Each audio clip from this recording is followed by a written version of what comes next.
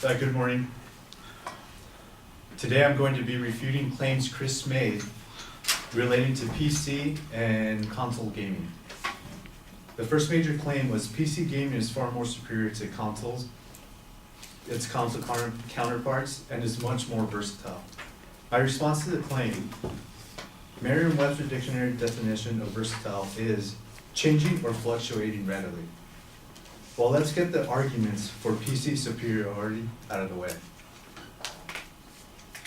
One could get a more powerful PC machine for less than the price of a console. Or you can get an absurdly powerful PC machine for as much as you want to spend.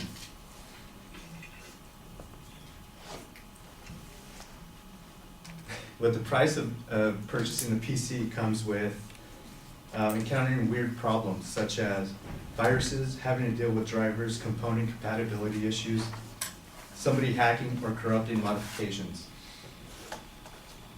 The console is physically versatile. The game console is actually more physically versatile due to its dimensions. One can easily pack their game console and travel. Whereas a PC might take a moving crew to disassemble it and probably put it together. Claim 2, building your PC to fit your specific needs. Although it is very nice to modify your gaming systems, the simplicity of a ready-to-play game console is more appealing than its PC counterparts because of its convenience and its timely convenience to plug and play. Claim 3, there is no membership subscriptions needed. No membership subscriptions needed. Piracy maybe? What is piracy? Piracy is encrypting and hacking software or games and makes it available to people for free. According to a study by Triforce Token published 10th October 2017, show that the average age of demographic that pirated games is between 16 to 35 years of age. Unsurprisingly, most of the consumers who pirate games have an average household income of $25,000. However, what is surprising is that there are people who actually have an income of $150,000 or more that still pirate. The majority of those used in pirated games were within the US at 36%, followed by the UK. Strangely, 34% of all surveyed agreed that piracy was wrong. And with 21% agreeing piracy is wrong, but they still do it anyway. 22% said that their morals are based on who developed the game. Despite all efforts made by major players in the industry, piracy still has caused a loss of $74 billion in total revenue of the gaming industry in 2017. At least those who have game consoles pay subscriptions and support the game developer's livelihood.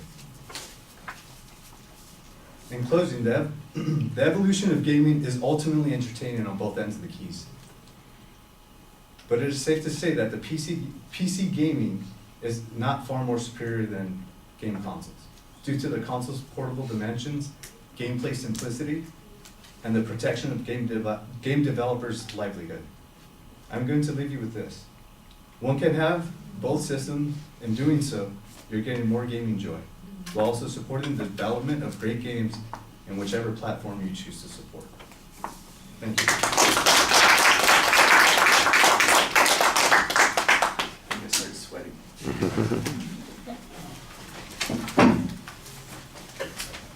Excellent, well done. Thank you, sir.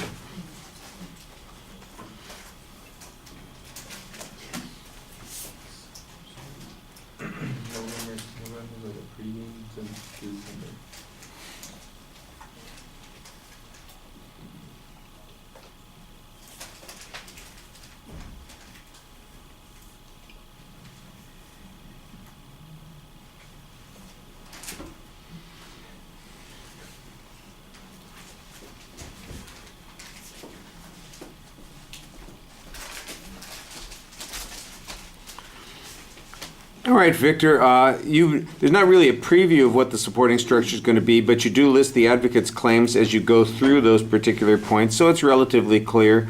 When you were talking about the versatility on the first point, you kind of give us the definition of versatility, and you suggest that PCs are less versatile primarily because of two reasons. One is portability, and the other is the complications that come along with the PC. Viruses, the drives, compatibility issues, that sort of thing. And I was wondering, I don't really know that much about these kinds of things.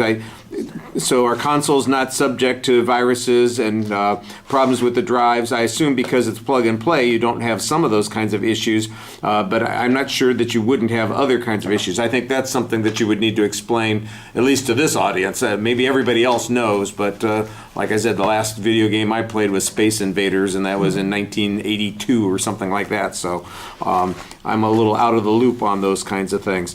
On the second point, by the way, there's not really any analysis of the advocate's argument on this point. You just kind of have this counter interpretation that's going there, which is okay, but it seems like there would be maybe some value in suggesting that the advocate failed to provide sufficient proof for their point. I don't remember what all their points were, so we don't, it's a little bit harder to say. When you talk about building your needs, that people can have a variety of options, that they can decide what they want to spend their money on and what they want to emphasize. That's all perfectly reasonable. You kind of are coming back to the idea of simplicity here with plug and play, and that is probably a selling point for the consoles. It lacks some of those other kinds of things. Does that tie into the versatility issue, or were there other criteria that the advocate was using for suggesting why the PC is more advantageous or superior to console gaming? How that one applied, I'm not quite sure. The third point I was a little bit confused at the beginning, because you basically just mentioned their claim, no membership subscriptions, and then I started getting all this information about who plays these games, who's doing the pirated games, what their income level is, how they feel about it. I'm going, why am I listening to all of this? And it wasn't until the end of the argument that I thought your argument made sense. Your argument basically is that the subscription services are what support this industry and keep it from going down to the pirates, and that's a reason why that's a better option than people playing on PCs, because they're more likely to engage in piracy. And here's the evidence. So it's kind of, I think you've got the argument there, but it feels like it's built a little bit backwards. It would be clearer at the beginning if I knew, why am I listening to this information? And you just present a simple counterclaim that says, the subscription services provide a significant advantage because they limit piracy. And then here's the argument about piracy. Piracy is widespread. The game developers suffer as a consequence of piracy. It's largely influenced by people who have a desire to do this without paying, that kind of thing. But even people who do pay a lot, they still pirate. And the consequence is $74 billion. And that's a lot of people whose jobs are on the line, a lot of people who are affected that way. So when everybody says, oh, play on PC because you don't have to worry about paying for any games, in essence, you're saying, hey, you're helping yourself to other people's appropriated work, and they're not being compensated. How sustainable is that kind of economic model? That's, I think, a good question to ask at the end. All right, thank you.